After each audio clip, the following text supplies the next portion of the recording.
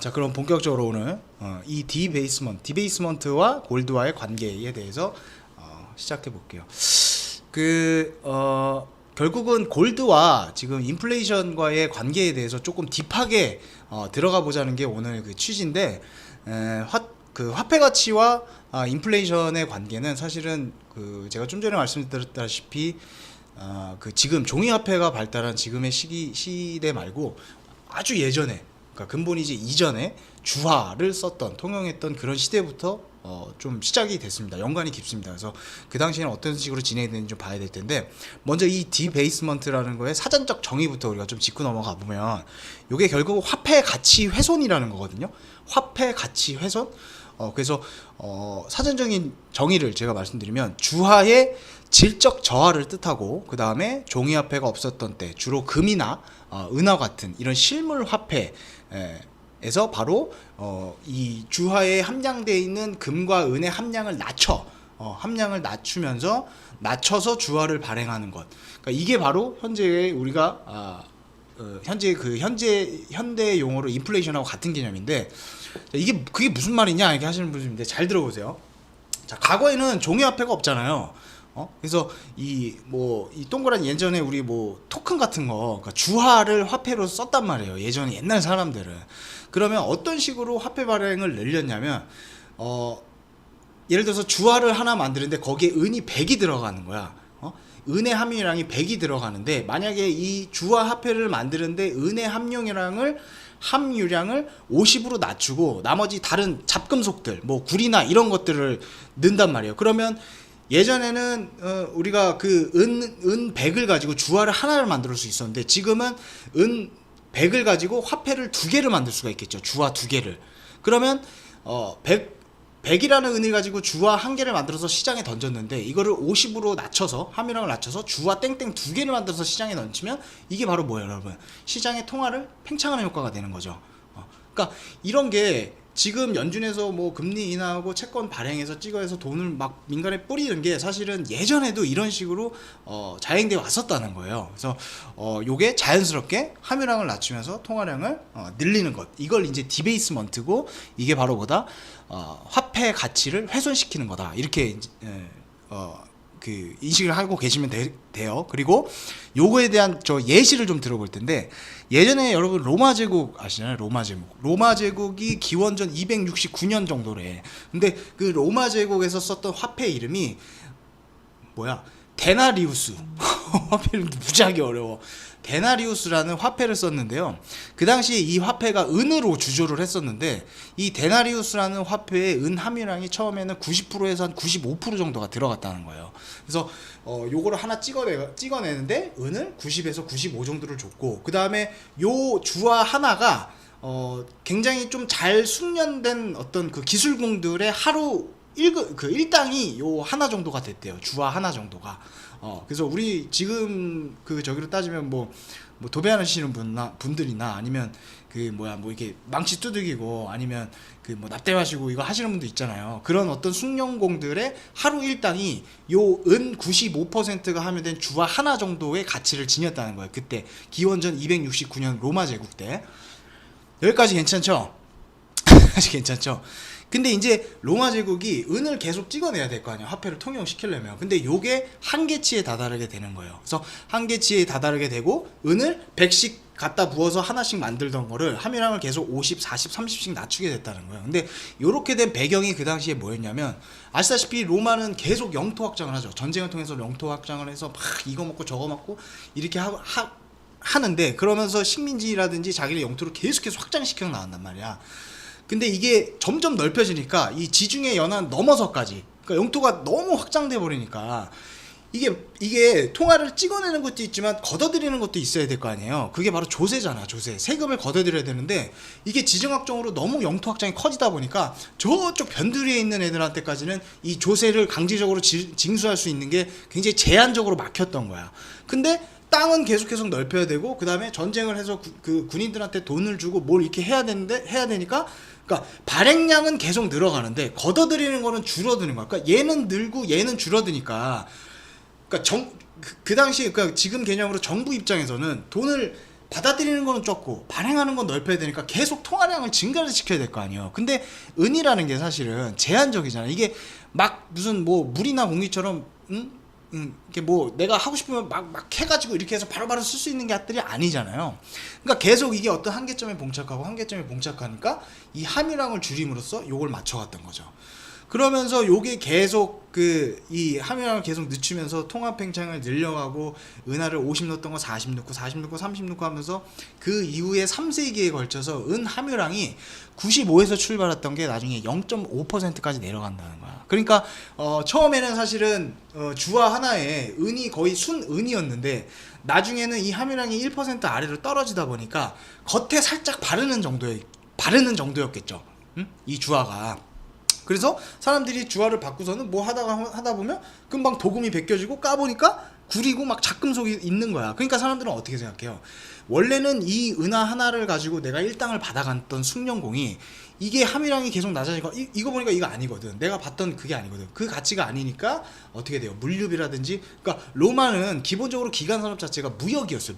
무역이었는데 계속해서 돈의 가치가 하락하다 보니까 여기에 대한 물류비라든지 아니면 뭐 재화와 용역에 대한 대가를 계속 돈을 줘야 되는데 이게 인플레이션이 이게 이 은 함유량이 계속 낮아지다 보니까 사람들이 더 많은 주화를 요구하게 될 거 아니에요. 그러니까 뭐 단순 산술 평균 해보면 주화 하나에 은이 100이었는데 얘가 가치가 계속 1%까지 떨어졌으니 나중에 내가 요 가치를 받으려면 주화 하나가 아니라 100을 요구하게 될 거 아니야. 그러니까 통화량은 필요하니까 계속 그 니즈는 올라가고 계속해서 제한적으로 걷어들이는 건 제한적이 돼버리니까 계속해서 은 함유량을 낮추고 그러면 시장에 통화량이 많이 풀리게 되고 그러면서 물가 가치가 화폐 가치가 떨어지면서 물가 가치가 물가 상승률이 1000%까지 올라갔다는 거야.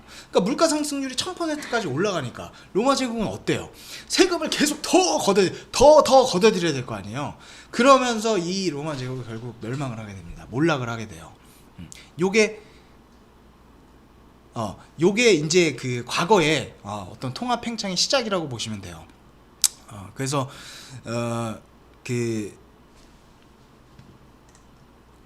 지금처럼 이렇게 그러니까 종이 화폐가 통용되지 않았던 옛날에도 이 주화만 있던 시절에도 이런 식으로 통화량을 줄였다가 내렸다가 하고 이걸로 인해서 물가가 올랐다가 내려갔다가 이런 일들이 있었다는 거예요. 예전에도. 근데 이제 물론 그 당시에 이게 하도 오래돼 갖고 이론이 분분한데 그 당시에 사실 요거를 반박하는 이론도 있었어요. 그게 뭐냐면 이런 거죠. 아무리 쓰레기 같은 은하가 1% 언더로 함유량이 내려가면서 쓰레기 같은 동전이 됐다고 한들 그 쓰레기 같은 동전을 만들기 위해서 들어가는 비용이 있을 거라. 최저 비용.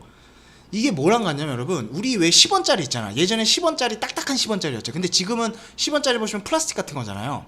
그때 무슨 말이 있었냐면 우리나라가 왜 리디노미네이션 이런 거 얘기 나오면서 10원짜리 없앤다고 했을 때가 있어. 그게 왜 없애야 되냐고 했냐면 10원짜리를 만드는데 10원보다 더 들어간다는 거야 비용이. 그러니까 만약에 그 옛날에도 주화가 은하가 1% 언더로 내려갔어요. 그러면 그 가치가 떨어진 주화를 만들기 위해서는 그 가치 이상으로 비용이 들어갔을 거라는 거야. 그래서 어느 임계치에 딱 다다르면 이게 그 이상으로는 사실은 통화를 무제한으로 팽창시켜서 발행을 하지 않았겠지 않겠느냐. 요게 이제 사실은 반대 이론이에요. 반박하는 이론.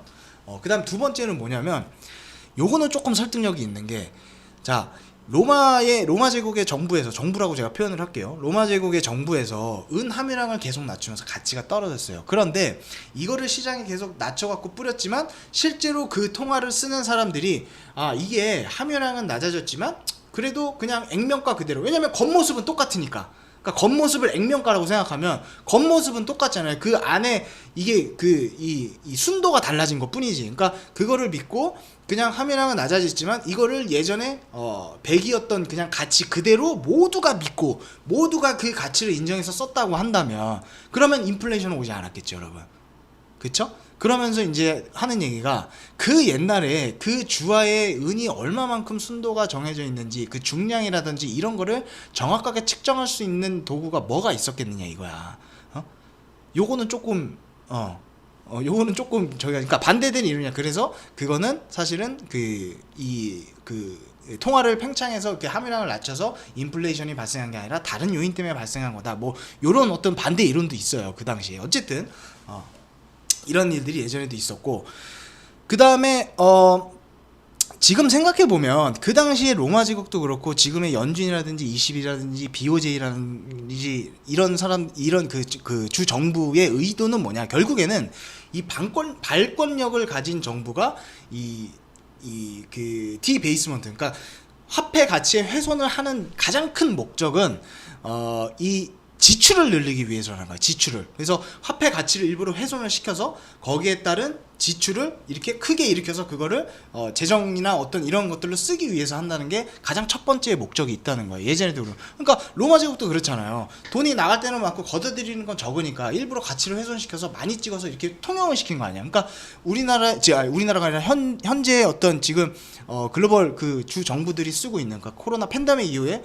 쓰고 있는 어떤 이런 것들, 또 과거에 뭐 대공황이나 2008년도 이후에 그 이후에 통화정책, 완화적인 통화정책을 써서 시중에 통화량을 팽창을 시키는 것의 가장 큰 목적은 바로 이러한 것에 있다. 이렇다고 우리가 볼 수 있고, 제가 요 얘기를 결국에는 지금 왜 하느냐, 골드 때문에 하잖아요. 자, 요거를 보시면 지난 3월이었죠. 3월 20 며칠인가? 23일인가 그럴 거예요. 그 당시에 이 선물인데, 이게 그 골드 선물인데, CM에 상장되어 있는 그 당시에 이제 당월물 선물인데, 이게 하루에 4% 이상 급등을 합니다. 그 다음에 그 이후에도 여기 보시면 양봉으로 크게 상승을 해요. 그러면 이날이 무슨 날이었냐? 이날 바로 연준에서 우리 무제한 국채 매입을 하겠습니다 라고 발표한 그날입니다. 그래서 금리를 0포인트로 비컷한 거는 그 이전이었고, 요날 바로 연준에서 무제한 국채 매입을 발표한 날, 이렇게 금 선물 가격이 4%, 그 이후에는 4% 이상 이렇게 상승을 했었고, 그 당시에 이때 그 골드만삭스의 이 원자재에 담당하는 그 수석 애널이 뭐라 그랬냐면, 금은 화폐 역할을 하는 최종 통화다. 그러면서 그 신용경색을 대비한 어떤 매도세를 이 디베이스먼트 공포에 따른 매수세가 압도할 것, 이렇게 얘기를 하는데요. 이게 무슨 말이냐면, 자 여러분, 여기서 사실은 이거 빠질 때 있잖아요. 골드 빠질 때요, 지수 같이 빠졌어요. 같이 빠지면서 이때 전 세계 자산 중에 뭐만 올랐냐면 달러만 올랐어. 달러. 그 얘기는 뭐냐면 신용 경색. 그러니까 금도 못 묻겠다였잖아. 이때 채권도 이 당시 같이 빠졌잖아요. 그러니까 소위 우리가 알고 있는 안전자산의 대표인 골드는 지수가 하락하면 올라야 되는데, 달러를 제외하고 모든 전 세계 자산들이 이날 이렇게 같이 빠졌다고. 같이 빠졌었던 게 어떤 그 신용 경색에 대한 우려. 그러니까 금도 필요 없고 채권도 필요 없고 무조건 달러다. 그거에 대한 것이 바로 이 디베이스먼트의 공포에 따른 매수세가 압도를 나온 상황인 거지. 이게 매수세가 약간 용어가 어렵죠. 아무튼 이 자식이 그렇게 표현했어요. 여러분, 제가 얘기한 게 아니라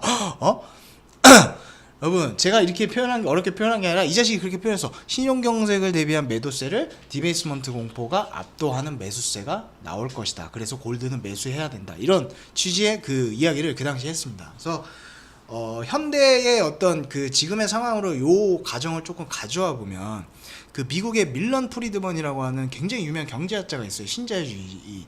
그러니까 이 사람이 굉장히 우리 현대 통화의 이론이라든지 이런 정책에 그 영향을 끼친 그 굉장히 영향력이 큰 사람인데, 나도 잘 몰라. 나도 스터디하면서 알았어요. 근데 그런 놈이 있대. 밀런 프리드먼이라는 사람이 있는데, 이 사람이 하는 말이 지금의 어떤 화폐 시장, 그러니까 기금 속에 기반하고 있지 않은 지금 종이화폐 시대의 어떤 이런 시대에서는 인플레이션을 유발할 수 있는 거는 오로지 정부만이 할 수 있다. 이런 말을 하거든요. 이런 말을 하는데, 이게 뭐냐면요, 여러분, 이런 거예요. 예를 들면 요 얘기를 들으면 조금 이해가 쉬울게. 자, 재무부에서 지금 T비를 발행해서, 그러니까 자기네들 기본소득, 우리나라에서 저번에 한 말씀드린 건데, 기본소득을 돈을 뿌리기 위해서 재무부에서 T비를 발행을 하죠. 채권 발행을 합니다. 그러면 얘를 연준이 매입을 해요. 발행시장에서 연준이 매입을 하면, 재무부 입장에서는 연준 입장에서는 채권을 지금 매수를 한 거 아니야. 매수를 했으니까 얘네들은 여기에 대한 금리를 받죠. 이자를 받잖아. 그러면 그 받은 이자를 연준 내에 재무부 그 계좌에다가 이 이자를 다시 넣어요. 자, 자, 재무부에서 채권을 발행해. 채권을 발행하는데 이걸 재무부에서 채권을 발행하면 이걸 누가 사주냐? 잠시만요. 이거 왜 안 보이냐? 꺼졌나 보다.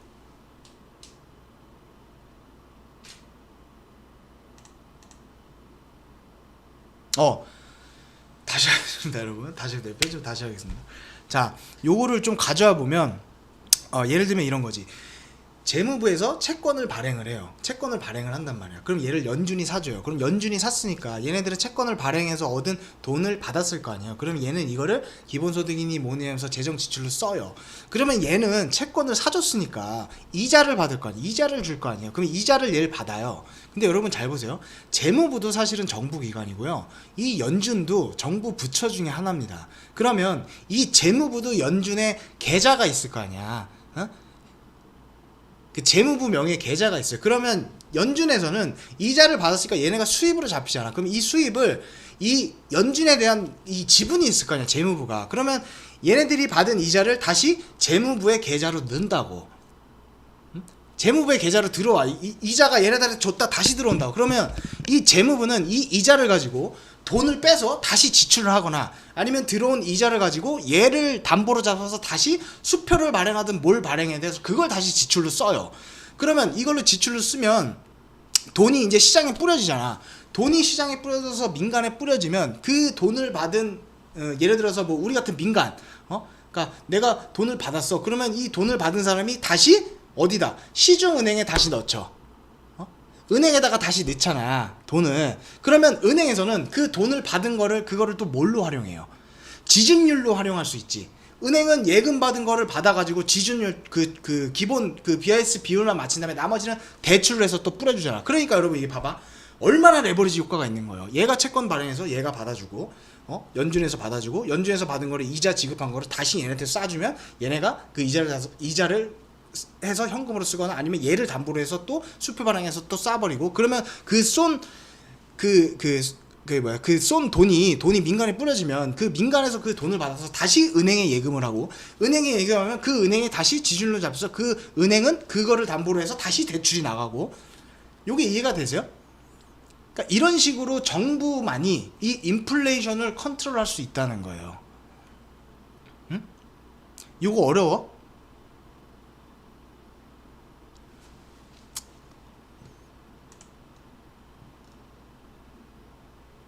안 어려워요? 자, 넘어가도 되겠지? 자, 여러분, 그렇게 해서 풀린 돈이 지금 현재 그럼 그 미국에는 어느 정도냐? 자, 이제부터는 제가 그냥 데이터를 좀 불러드리겠습니다.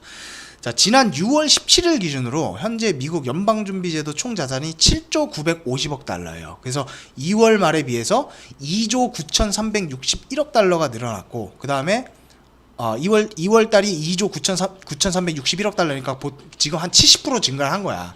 그 다음에 같은 기간에 연준에서 보유하고 있는 미국 국채 보유 잔액이 1조 한 7천억 정도 되는데 요게 한 68.5% 증가를 했고, 그 다음에 MBS 모기지 관련한 그 담보부 증권 이것도 한 5,500달러 정도 증가를 해서 한 40%. 그리고 뭐 이 기간 중에 본원토나 잔액도 뭐 총 5조 한 6조 달러에서 1조 6,470억 달러 늘어나서 한 50% 정도 그러니까 지금 어마어마하게 늘어난 거야. 근데 이게 미국뿐만 아니라 전 세계적으로도 5월 말 기준으로 미국, 유로존, 일본, 영국 주요 4개국 중앙은행 총자산이 국내 총생산, 그러니까 국내 그 GDP 대비 47%로 2월 말 36%에 비해서 11포인트 상승했다는 거예요. 근데 요게 어느 정도냐면 여러분 47%라 했잖아요. 지금 제가 GDP에 요게 글로벌 금융위기 발생하기 직전 2008년 5월에 10%였어. 10%. 그러니까 10%에서 금융위기 거치고 지금 팬데믹까지 거치면서 이 수치가 10에서 지금 50%까지 점프 뛴 거라는 거예요. 그러니까 지금 얼마나 큰 유동성이 지금 풀려 있다는 걸 아시겠죠? 그런데요, 여러분, 이 과거의 어떤 이 화폐 증발하고 현재 화폐 증발하면 사실은 좀 그 차이점이 있어요. 그게 뭐냐면 현대 화폐 이론에서 즉 이 중앙은행이 정부에서 발행하는 거를 매입하는 방식에서는 사실 가장 첫 번째로 되는 게 뭐냐면 이 발행하는 정부의 신용도가 제일 먼저 잣대가 돼야 된다는 거야. 응? 그러니까 이 이걸 뭐라고, 제가 이게 고민인 게, 이게 너무 어려워. 제가 최대한 쉽게 해줘야 되는데, 그러니까 기본적으로 채권을 발행한다고 한다는 것은 그 금리 자체는 이 발행하는 사람의 신용도가 가장 첫 번째 잣대가 된다는 거예요. 그치? 이게 무슨 얘기냐, 여러분. 삼성전자에서 발행하는 채권 금리랑 마리컴에서 발행하는 채권 금리랑 같을 수가 없잖아. 삼성전자에서 발행하는 채권 금리는 굉장히 신용도가 좋으니까 1% 남짓할 거고, 마리컴은 한 70% 될 거 아니야. 내일 모레 파산 직전이니까. 농담이고. 그러니까 이 발행자의 어떤 그 상환 능력에 따라서 금리라든지 아니면 시장 가격이 이게 형성이 된다는 게, 이게 원래 이론적인 거예요. 이 화폐는. 그러니까 채권을 발행한다는 것 자체가 어쨌든 화폐 시장을 팽창시키고 수축시킨다는 의미니까. 근데 이제 이 정부에서 채권을 발행했을 때 이게 사실은 유통시장으로 흘러나가면 그나마 괜찮아요. 왜냐면 유통시장으로 흘러나간다는 거는 나름대로의 평가를 받는다는 거거든. 그쵸? 근데 이게 아니라 최근에 어떤 미국 재무부에서 연준에서 바로 짬짬해갖고 거기서 바로 프라이머리 마켓에서 받는, 그러니까 발행 시장에서 바로 받아들이면 이거는 조금 우리가 생각해 봐야 된다는 거야. 왜? 요게 지금 연준에서 이 채권을 받을 때 금리가 굉장히 비싼 가격으로 사들이잖아, 지금 연준이. 그러니까 금리로 따지면 굉장히 낮은 금리에 사잖아. 그렇게 해야지 재무부에서 마음 놓고 계속 찍어낼 수 있을 거예요. 금리가 낮아야지. 그러니까 이거는 어떻게 보면 유통시장을 거치지 않고 발행시장에서 연준이 바로 사들이기 때문에, 이게 어떻게 보면 액면가 이하로, 그러니까 가치가 굉장히 절하된 상태에서 연준은 받을 수밖에 없는 거잖아요. 그러니까 이게 뭐랑 똑같아요, 여러분.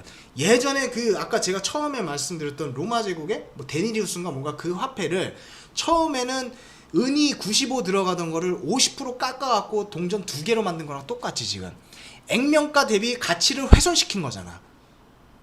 응? 그 로마 제국처럼 액면가 대비 함유량을 낮춰서 가치를 일부러 가치를 훼손시켜서 통화량을 늘린 거랑 똑같잖아, 지금. 유통시장 거치지 않고 발행시장에서 연준이 굉장히 낮은 금리로 받아버리니까.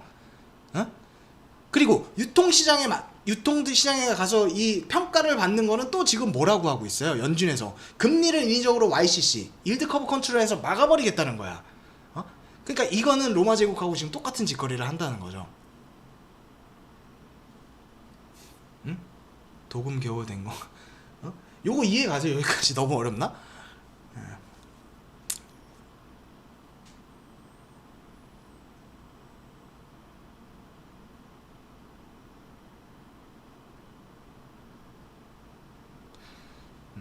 이렇게 되면 중앙은행의 어떤 총 자산의 가치는, 그러니까 총 부채에 미달하게 돼.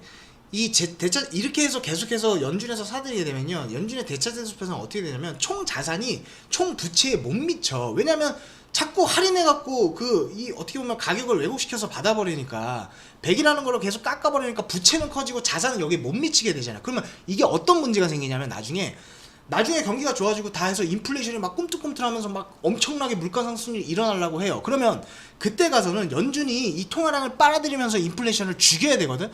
근데 지금 얘네들이 총 부채가 자산 대비 엄청 커진 상태잖아요. 그러면 상환 능력이 떨어지게 되는 거야. 왜냐면 그거를 다시 회수를 하려면 돈이 필요한데 지금 부채가 너무 커져버린 상황이잖아, 자산 대비. 그러면 얘네들이 상환 능력이 없고, 그러면 이 상환 능력에 대한 시장에 대한 신뢰가 깨져버리면 기스가 가게 되면서 이게 하이퍼로 확 발전해 버릴 수 있다는 거야.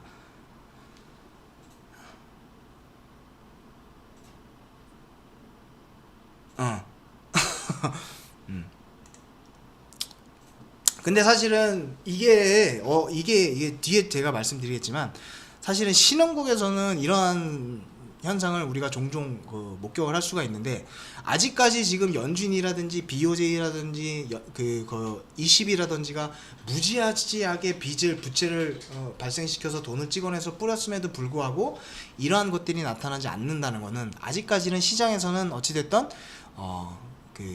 이 어떤 발행자의 신뢰도를 조금 떨어지지 않았다는 거죠. 아직까지는 시장에서 믿고 있다는 거죠. 그래서 선진국에서는 사실은 지금까지 역사적으로 이러한 사태가 벌어진 적은 없다고 해요. 그러니까 신흥국에서 많이 이제 브라질이나 베네수엘라 이런 데잖아요, 여러분. 이런 데, 짐바브웨 막 이런 데. 이런 데는 있지만 아직까지 뭐 그 아까 말씀드렸던 영국, 그다음에 유럽, 그다음에 일본, 그다음에 미국, 이 4대 중앙은행들에 대한 시장 참가자들의 신뢰가 아직까지는 공고하다는 걸 어떻게 보면 반증하는 거다라는 거예요. 제가 말씀드리고 싶은 게. 그래서 그 재정 적자가 커지고 정부 부채가 커진다고 해서 반드시 이게 이제 화폐에 대한 신뢰가 무조건 떨어지는 것은 아니고, 그렇다고 해서 요거에 따라서 인플레가 무조건 발생하는 것도 아니라는 거예요. 제가 하고 싶은 거는 왜 그러냐면, 여러분 일본만 봐도 일본이 지금 GDP 대비 그 부채가 한 250%래. GDP 대비 250%임에도 불구하고 지금 인플레가 안 나오잖아, 일본도. 그쵸?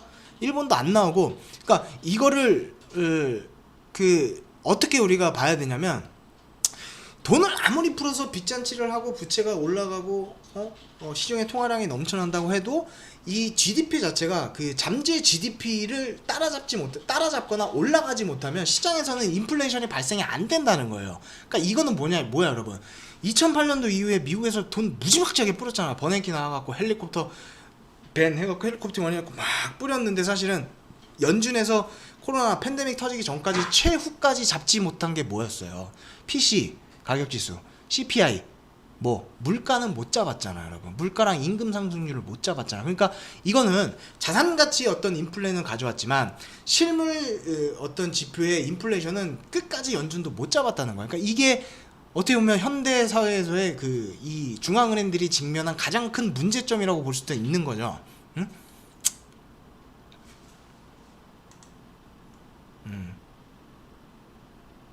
그리고 여러분 잘 생각해 보세요. 봐봐요. 자, 낮은 금리 하에서 돈이 막 풀려요.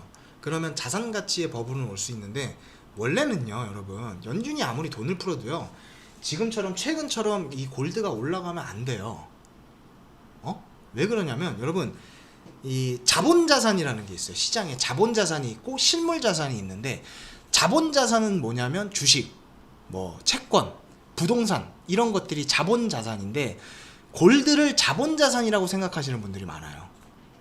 저도 이걸 오늘 제가 이 말을 딱 친 게 뭐냐면, 골드는 그런 자산이 아니구나.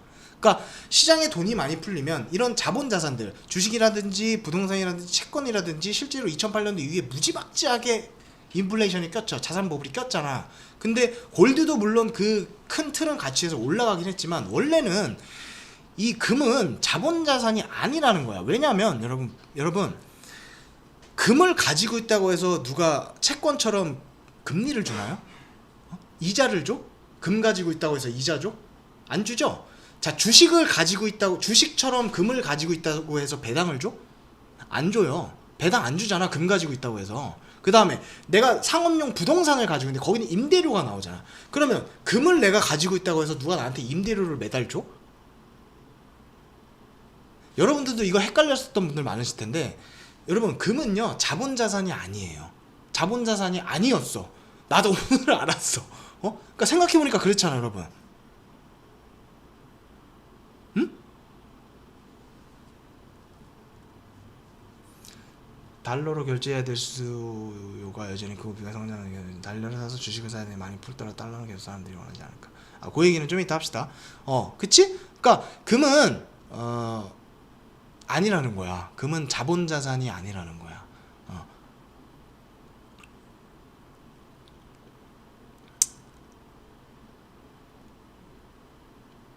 그래서 어떻게 보면 금은 어떻게 2008년도 이후에 돈을 풀어갖고, 아니면 지금 현재 어떤 이 시장 상황에 맞춰서 돈을 막 풀어 제꼈을 때, 지금 어떻게 보면 다시 주식이라는 것이나 채권이라는 것은 자산, 그 자본 자산의 유동성이 몰리면서, 그러니까 팬데믹이 터지고 연준과 미국 정부에서 돈을 뿌렸잖아요. 그러면 급한 대로 애들이 쓰긴 썼어. 근데 내가 죽지 않을 정도로 돈을 갖다 쓰고 남으면 사람들이 지금은 어떻게 해요?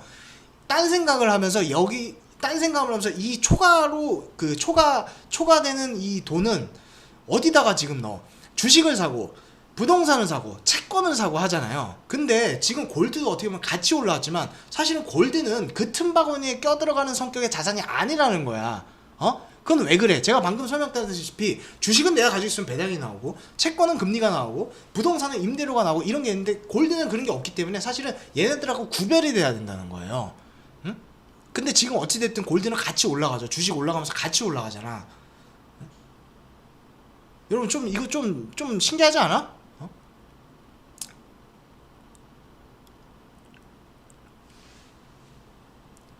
그래서 원래는 우리가 인플레이션을 규정할 때는요, 이런 어떤 그 자본 자산뿐만이 아니라 실물 자산들까지 같이 고려하고, 그리고 이러한 것들을 어떤 명목 GDP에 대입해서 실물, 그러니까 요지는 뭐냐면 여러분, 돈만 푼다고 해서 인플레이션이 발생하지 않는다. 그리고 돈만 풀었을 때 올라가는 그 자본 자산들하고 골드는 원래 이론적으로는 궤를 같이 하지 않는다는 거야. 그러면 뭐냐면 결국 실물 인플레가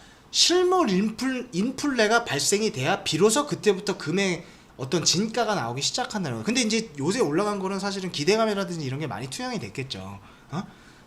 투영이 많이 됐겠지. 그래서 사실은 정말로 그러면 여러분, 실물 자산들은 뭐냐?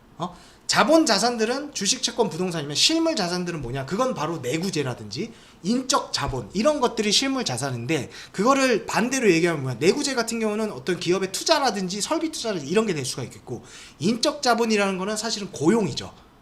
고용. 그러니까 고용도 사실은 그냥 뭐 질적 향상을 같이 동반하는 고용이겠지.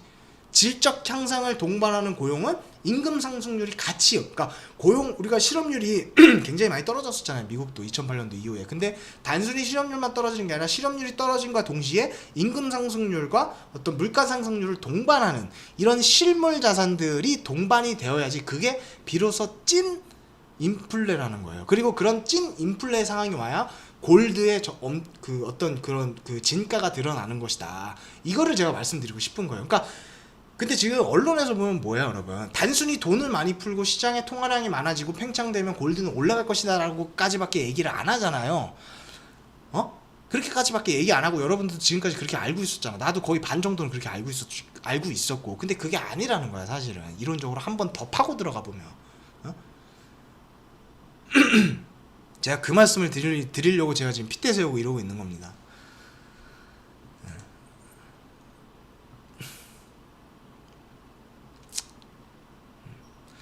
근데 되게 웃긴 거는요, 지금 그 어떤 이자율의 변동, 그런 할인율 이런 것들, 그래서 시장에 돈을 풀고 했을 때 이런 어떤 실물 자산들의 상승 없이 자산 자본들의 가격만 이렇게 계속해서 돈이 몰리는 현상을 사실은 어떤 좀 이렇게 좀 예리하게 이렇게 딱 한 연구 결과도 별로 없대요. 왜 그런지 잘 모르겠다는 거야. 그래서 라가르드가 사실은 2019년도가 2020년도 때, 야, 우리 금융위기 이후에 각국 정부에서 이렇게 돈 뿌렸는데 결국 어떤 이 그 경기라든지 실물 경기라든지 이런 것들이 어떤 선순환을 위해서 우리가 낙수 효과를 보고 그렇게 돈을 뿌렸는데, 결국에는 우리가 10년 동안 돈을 뿌리고 와보니 주식, 부동산, 채권 이런 어떤 자산 가치의 버블만 일으켰을 뿐이지 실물 경기는 사실은 좋아진 게 없더라. 그렇잖아. 사실 미국만 조금 고용 좀 좋아졌지, 유럽이라든지 일본이라든지 이런 데들은 실물 경기라든지 실업률이라든지 이런 거 좋아진 게 없었잖아요 사실. 그래서 이거는 더욱더 빈부격차, 그러니까 빈익비 부익분을 더욱 10년 동안 우리가 키운 꼴만 됐으니까 우리 앞으로는 이런 위기가 오면 그렇게 하지 말자라고 라가르드가 그때 얘기했잖아. 2019년 2020년대. 그게 바로 지금 상황을 설명하는 거고요.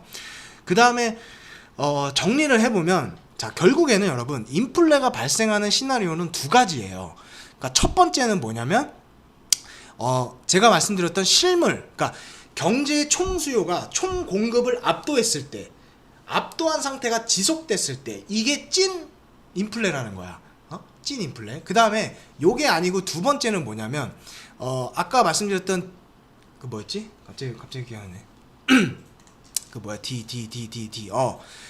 D 베이스워드 화폐 가치 훼손에 따른 D 베이스워드 화폐 가치 훼손에 따른 시장의 신뢰가 순간적으로 추락할 때, 그러니까 이 두 가지 경우에 인플레가 발생이 되는데, 보통의 경우에는 사실은 2번에 의해서 발생되는 확률이 굉장히 크다는 거죠. 특히 신흥국이나 이머징은. 그러니까 두 번째는 갑작스럽게 화폐에 대한 시장의 신뢰가 무너졌을 때잖아요. 이거는 사실은 자주 출현하죠. 이거는 제가 아까 말씀드렸지 2015년 2016년에 브라질이라든지 아니면 베네수엘라든지 짐바브웨라든지 이런데 얘네들은 왜 그래요 여러분? 얘네들은 어떤 이 위기가 딱 터지면서 그 국제수지 적자가 딱 나오면은 이 자국 통화를 발행을 하잖아요. 그러니까 기축국들 아닌 애들 있잖아. 우리나라도 마찬가지. 우리나라도 지금 금리를 왜 미국처럼 제로까지 못 내려? 그 금리를 제로까지 내려서 통화량을 확 해서 시중에 막 뿌려버리면요, 여러분. 우리나라에 들어왔던 외국인 자금. 예를 들어서 우리나라의 어떤 삼성전자나 아니면 상업용 부동산에 미국인이 달러를 원화로 바꿔서 딱 들어왔어. 그래서 사놨는데 이놈 자식들 자꾸 한국은행에서 금리 낮추고 돈 통화 가치를 계속 늘려가서 그러니까 자기네들이 투자해서 달러를 원으로 바꿔 와갖고 투자하고 있는데 이 원화에 대한 가치를 계속 훼손시키는 거야 정부가. 그러면 얘네는 가만히 앉아서 손실을 보잖아요. 그러니까 이거 안 되겠네 해서 이거를 팔고 다시 달러 더 낮아지기 전에 원화로 가지고 있던 거는 얘네들을 팔아버리고 달러로 환전해서 나가버리죠. 그러면 우리나라에서 달러가 다 빠져나가는 거 아니야. 그러면 외환보유고가 줄죠. 외환보유고가 줄면 어떻게 돼? IMF처럼 그런 거 또 나오는 거야. 그러니까 이런 신흥국들이나 이머징 국가, 기축통화가 아닌 국가에서는 이렇게 공격적으로 그거를 못 내린다고. 그거를 뭐 실효 하한이라고 그러더라고요. 실효 금리 하한. 그러니까 그러한 것들을 촉발시키지 않는 저 미니멈 하한을 금리의 수준을 실효 금리 하한이라고 뭐 그런다 그러더라고요. 그래서 그런 게 다 있는 거예요. 그러니까 그렇게 되면 자본 유출이 일어나 버리니까 어떻게 보면 사실은 우리나라도 그렇고 뭐 저기 뭐 태국이나 뭐 이런 나라도 그렇고 이런 나라는 사실은 근본이제는 폐지됐지만 근본이제가 폐지되고 달러본이제라고 얘기할 수 있는 거야. 우리는 사실은 기축통화가 아닌 나라들은. 그치? 달러본이제랑 똑같잖아. 이게 근본이제 달러본이제. 그쵸? 달러본이제에 살고 있는 거야 우리는 사실은. 근데 아까 말씀드렸던 선진국 같은 경우 특히 이제 그 어떤 기축통화라고 할 수 있는 뭐 달러라든지 엔이라든지 유로라든지 뭐 이런 어떤 시장의 신뢰를 받고 있는 화폐 자체가 신뢰를 공고히 아직까지는 쌓고 있는 그런 나라들은 사실은 이번에 의한 시나리오에서 인플레이션이 발생하기보다는 1번에 의해서 발생할 가능성이 큰 거죠. 근데 그럼에도 불구하고 1번에 대한 인플레가 발생하지 않더라도 2번을 맞을 수는 있어요. 그런 케이스는 가끔 오긴 와. 선진국들도. 그게 바로 뭐였어요 여러분? 최근 10년 안에 그런 게 한 번 있었어. 그게 바로 뭐다? 2011, 2012년도에 유럽 재정위기가 그랬지. 유럽 재정위기가. 그리스랑 그 피그스 터지면서 걔네들 국제금리 확 올라가고 응? 걔네 화폐 가치 확 훼손되면서 그런 게 있었죠.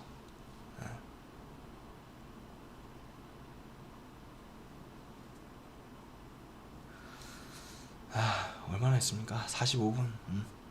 그래서 이제 제가 말씀드리고 싶은 거는 오늘 거진 다 말씀드렸는데 이 단순히 우리가 그러니까 골드에 대한 질문을 워낙에 많이 하세요 요새. 그래서 가장 사실은 기초적인 질문이 뭐냐면 아니 지수는 올라가는데 금은 안전자산인데 왜 올라가요? 이거는 정말 어떻게 보면 정말 그냥 레벨 1단계 2단계이신 분들이고 지금 올라가는 게 맞긴 맞아요. 각국 연준이라든지 전 세계적으로 글로벌 정부들이 돈을 풀어 제끼고 있는 상황이고 그렇게 되면서 통화시장에 팽창이 오고 그걸로 인해서 어떤 각국 경제 주체들의 기대 인플레이션을 지금 건드려주고 있는 거거든. 그래서 이것 때문에 골드가 올라가는 건 맞지만 사실은 그냥 단순히 아까 제가 예를 설명드렸던 것처럼 어떤 자본 자산이 같이 올라가는 틈바구니에는 사실은 골드는 얘네랑 같은 바스켓에 있는 자산은 아니라는 거. 그러니까 기대 인플레 때문에 지금 올라가긴 합니다만 그러니까 골드가 정말로 골드의 어떤 그런 가치로서 찐면목을 발휘하려면 자본 자산의 그냥 버블로만 끝날 것이 아니라 총 수요가 총 고금을 압도하는 그런 실물 어떤 인플레가 발생했을 때 진짜 진문명을 발휘할 것이다. 그리고 그거에 대한 기대치만 지금 유입될 뿐이다. 그렇게만 알고 계시면 될 것 같습니다.